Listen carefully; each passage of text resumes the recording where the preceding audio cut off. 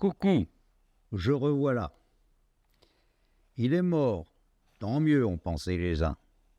Il est mort, tant pis, ont déploré les autres. Pas mort, mais pas vraiment vivant non plus. Pour tout vous dire, le barniérisme n'arrive pas à m'inspirer. Enfin bon. Décidément, M. Macron interpelle les psychiatres. Il n'était pas installé dans ses nouveaux appartements élyséens qu'un auguste spécialiste italien de surcroît le déclarait ni plus ni moins que psychopathe.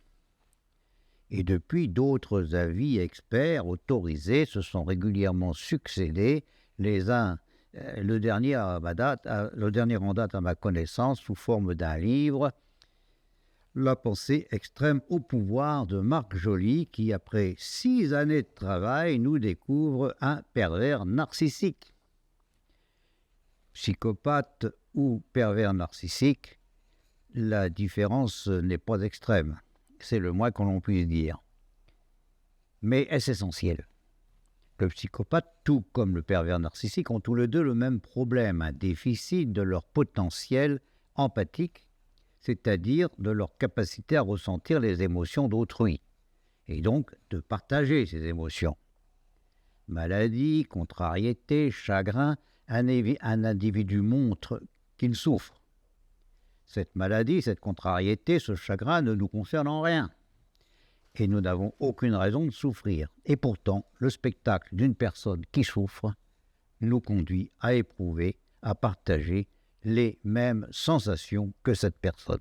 Tous les animaux sociaux fonctionnent comme cela, à l'exception notable et relativement rare des psychopathes et des pervers narcissiques. On parle de sociopathie.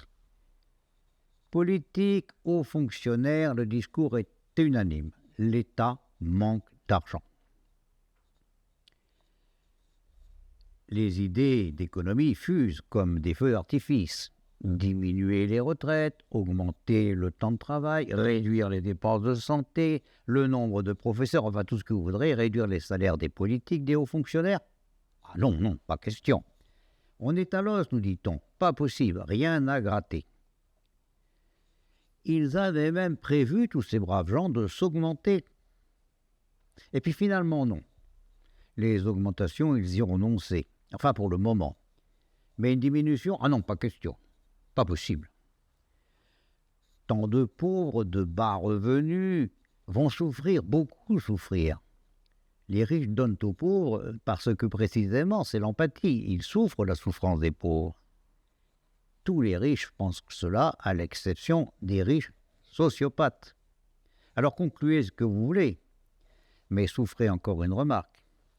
Par définition, un homme d'État est un homme de pouvoir. Un homme de pouvoir peut-il être un homme d'empathie, c'est-à-dire se mettre à la place des hommes sur lesquels s'exerce son pouvoir? Bien sûr que non. Il cesserait d'être un homme de pouvoir. Tôt ou tard, les hommes d'État finissent par décevoir. La solution que tout le monde envisage, il suffit de remplacer l'homme d'État par un autre homme d'État. Seulement, ça ne changera rien. Rien ne ressemble plus à un homme d'État qu'un autre homme d'État pour les raisons que je viens d'expliquer. Ce ne sont pas les hommes qui font les États, mais les États qui font les hommes d'État.